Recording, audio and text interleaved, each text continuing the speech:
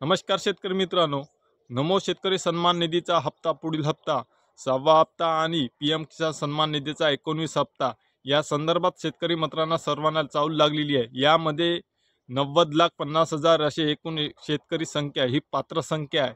तर मागील काळामध्ये निवडणुकीच्या अगोदर या दोन्ही हप्त्याचे वितरण हे झालेले होते। आता पुढील हप्ता कधी मिळणार, कारण निवडणूक संपली, आता पुढील हप्त्याची तारीख देखील आता जवळ आलेली आहे। त्यामुळे कोणत्या तारखेला जमा होणार, आता मुख्यमंत्री एकनाथ शिंदे हे पूर्वीच्या काळामध्ये त्यांनी तात्काळ निर्णय घेतला आणि नमो शेतकरी सन्मान निधीचा सोबतच पीएम किसान सन्मान निधीचा हप्ता हा एकत्रितरित्या शेतकऱ्यांच्या खात्यावर वर्ग करण्यात आला।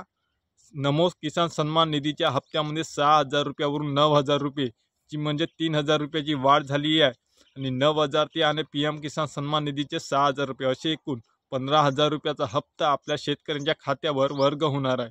तर त्यामुळे येणाऱ्या काळामध्ये आता मुख्यमंत्री पदाची शपथ झाल्यानंतर शपथविधी झाली की त्यासोबतच आता शेतकऱ्यांच्या खात्यावर 6व्या हप्त्याचे पीएम किसान सन्मान निधीचे आता 3,000 रुपये, पहिलं 2,000 रुपये हप्ता हा येत होता, तर आता सर्व शेतकऱ्यांच्या खात्यावर 3,000 असे एकूण 3 हप्ते येणार आहेत। त्या 3 हप्त्यामध्ये वर्षाकाठी 3 हप्त्यामध्ये 9,000 रुपयाचे थेट आता वितरण महाडीपीटी मार्फत शेतकऱ्यांच्या खात्यावर होणार आहे आणि सोबतच आता 19वा हप्ता देखील येणार असेल, तर तो देखील आता 3,000 ते आणि 2,000 आहे असं एकूण 5,000 एकूण हप्त्याची रक्कम शेतकऱ्यांच्या खात्यामध्ये वर्ग हे आता मंत्रिमंडळ बैठकीच्या नंतर होऊ शकते। म्हणजे डिसेंबर महिन्याच्या काळामध्ये जेव्हा आता शपथविधी होईल, आता 5 तारखेला संभाव्य तारीख ही सूत्रांकडून सांगितली जात आहे। त्यासोबतच एबीपी माझा असो किंवा लोकमत 18 असो या संबंधित सोशल मीडियावर त्यांच्या तारखा ह्या सूत्रांनी सांगितल्या म्हणून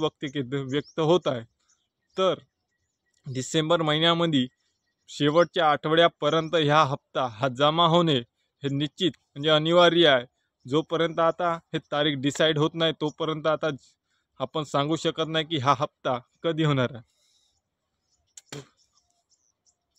शपथविधी झाल्याबरोबरच आता कोणते महत्त्वपूर्ण निर्णय शेतकऱ्यांना घेतले जातील, पीएम किसानचा असो किंवा नमो शेतकरीचा असो किंवा सोयाबीन कापूस अनुदान असो किंवा पीक विमा रखडलेला असो किंवा कर्जमाफीचा, आता कोणते महत्त्वपूर्ण निर्णय शपथविधी झाल्यानंतर मंत्रिमंडळ बैठकीमध्ये घेण्यात येईल हे आता पाहण्याजोगा।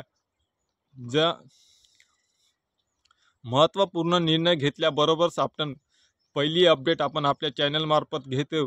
तोपर्यंत शेतकरी मित्रांनो, चॅनलवर जर नवीन असाल तर लाईक करा, शेअर करा आणि सबस्क्राईब करायला विसरू नका। धन्यवाद।